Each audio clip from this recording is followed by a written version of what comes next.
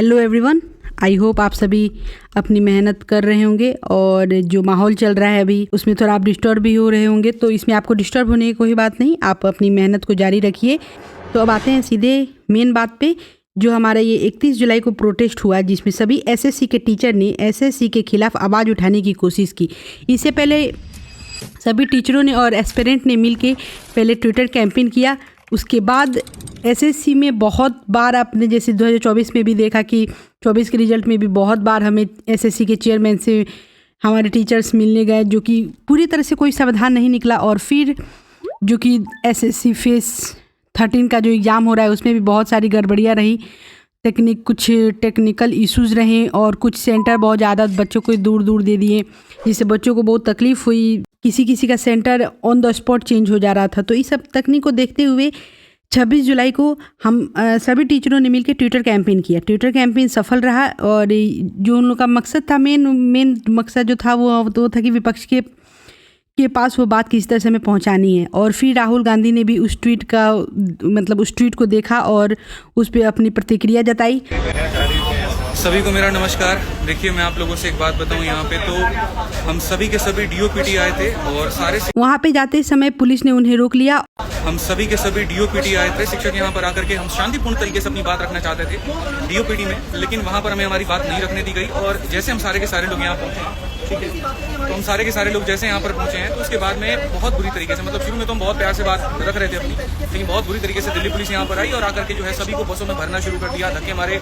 हमारे प्रशांत सर जो है एक बहुत जोर का उनको थप्पड़ मारा गाल पे, जिसके चलते उनका गाल जो है वो लाल हो गया। और शायद एक टीचर है जिनका हाथ भी टूटा है यहाँ पे, संजीव सर हैं यहाँ पे, और बाकी सभी शिक्षक हैं, सबको अलग अलग बसों में भरा गया है। ठीक है, कुछ टीचर्स एक बस में हैं जिसमें विक्रमजीत सर भी हैं, बाकी लोग हैं। मैं एक बस में हूँ यहाँ पे, हमारे साथ भी और भी टीचर्स हैं जिन्हें आप देख सकते हैं, साहिल सर भी हैं यहाँ पे और यहाँ पे एसके सर भी हैं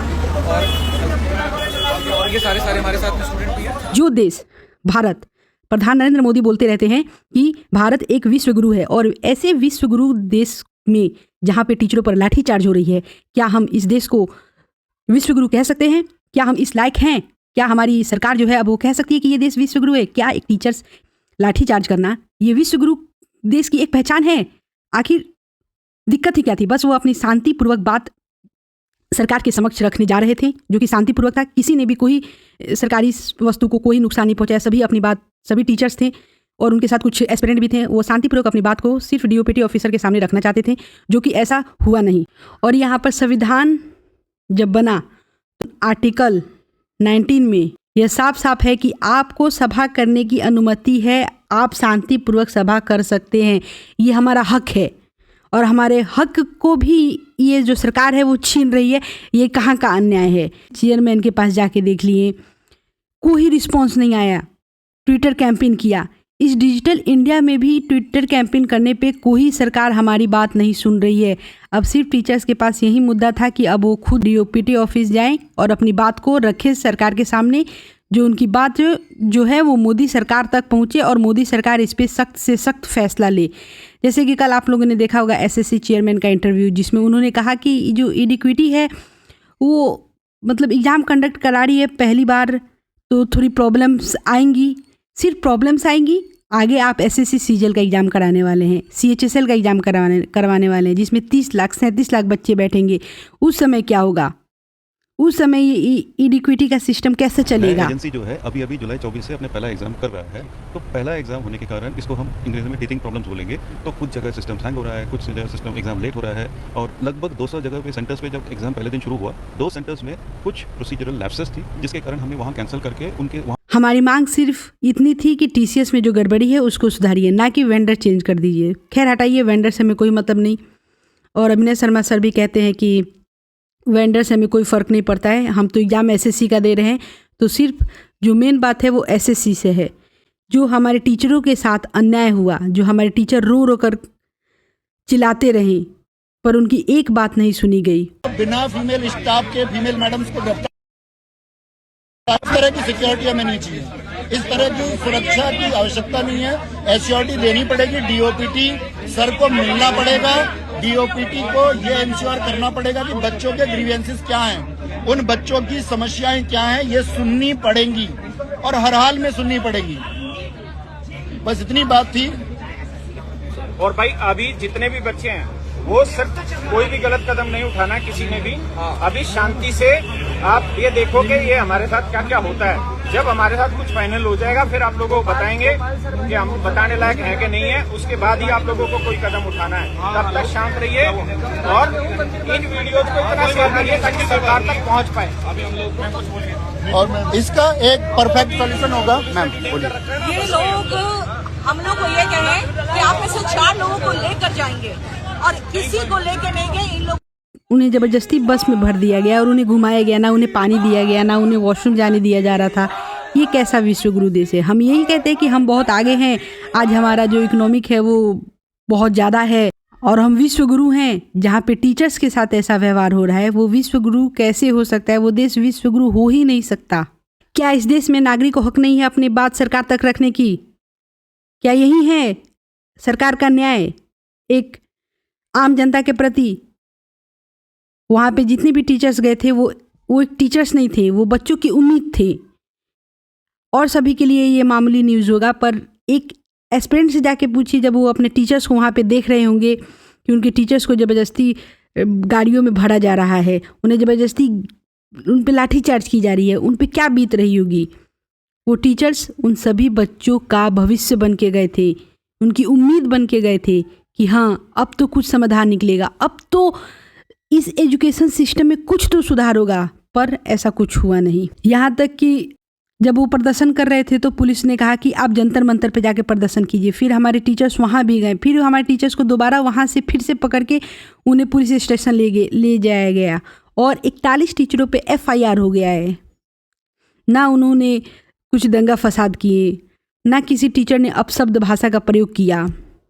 सिर्फ उनकी मांग क्या है कि SSC में जो भी गड़बड़ियाँ हो रही हैं उसको सुधार किया जाए, SSC CPO का रिजल्ट टाइम पे दे दिया जाए। जो आप CGL का एग्ज़ाम कराने वाले हैं उसके बारे में कुछ बताइए, आप एग्ज़ाम कराने वाले हैं या भी नहीं। इस पर SSC का कोई जवाब नहीं है। सिर्फ जब अभिनय शर्मा सर चेयरमैन से मिलने गए तो पहली तो बात उन्हें चेयरमैन से मिलाया नहीं गया, उन्हें किसी डायरेक्टर से मिलाया गया, जो कि डायरेक्टर ने साफ साफ कहा है कि ये ले लो।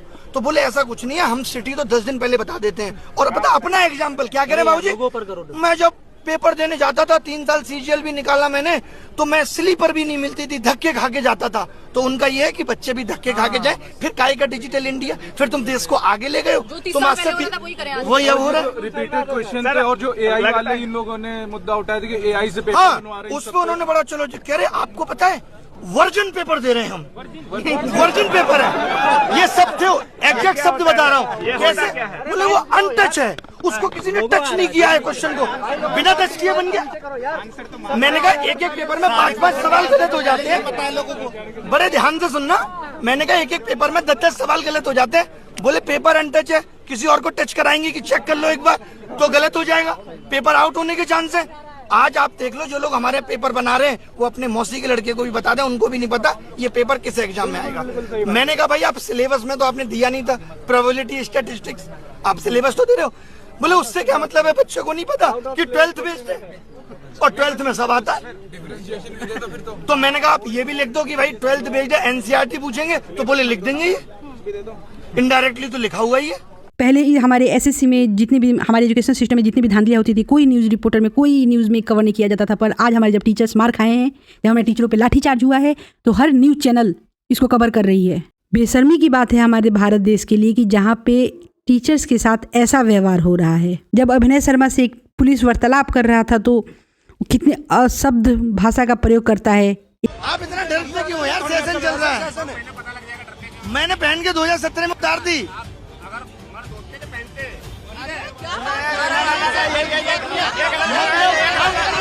मर्दानगी के लिए क्या यही शोभा देता है एक पुलिसकर्मी को? 31 जुलाई को तो इस पर कोई ज़्यादा समाधान नहीं निकला, पर हाँ फिर से अपडेट यही है कि 6 अगस्त को फिर से 150 अब टीचर्स भी हो सकते हैं, विपक्ष पार्टी के नेता भी हो सकते हैं, या जो समाज सुधारक हैं, जो समाज को सुधारना चाहते हैं, 6 अगस्त को फिर से अभिनय शर्मा सर DOPT ऑफिस जाएंगे और सरकार के समक्ष अपनी बात को रखेंगे।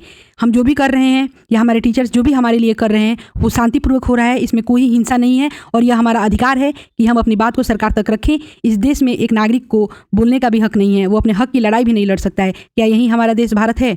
मोदी सरकार तो सुनते हैं कि बहुत जल्दी सुन लेते हैं, क्या सुन लेते हैं। आज कितने सालों से हमारे टीचर चिल्ला रहे हैं कि एसएससी में ये गड़बड़ी है, एजुकेशन सिस्टम में ये गड़बड़ी है, कुछ नहीं सुधरा।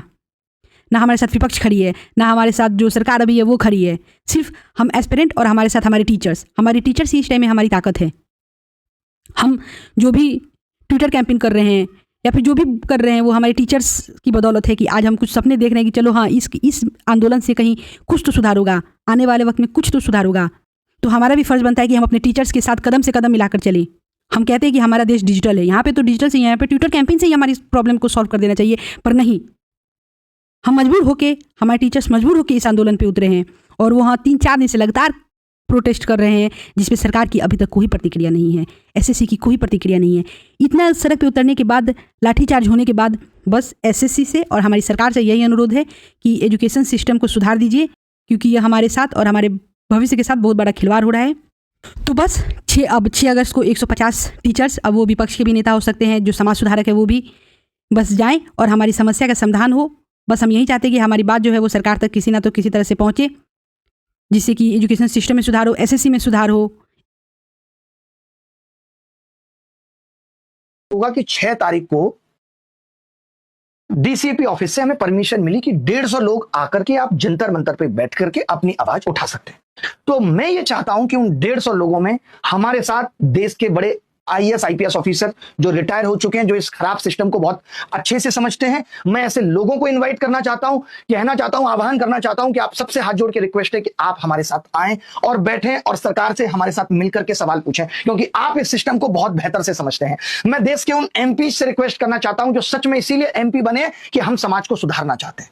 जब सब ऐसे लोग साथ आएंगे तभी शायद कुछ बात बनेगी। मैं देश के विपक्ष के नेता राहुल गांधी जी से भी यह कहना चाहता हूं कि आप भी इस आवाज को बुलंद करें, सबके साथ आके सवाल पूछें। ये सच में सही वक्त है जब सिस्टम को सुधारा जा सकता है। हम अब और कितना इंतजार करेंगे। मैं ये चाहता हूं कि मेरे लिए लड़ाई आखिरी हो। मैं देश के एमपी जिनसे, जो ये खुद भी कह रहे हैं कि हम आपके साथ मिलकर आवाज उठाने को तैयार हैं, हम नहीं चाहते। सोचिए आप कि इन्होंने शिक्षकों के खिलाफ एफआईआर कर दी, ये कितना गलत था।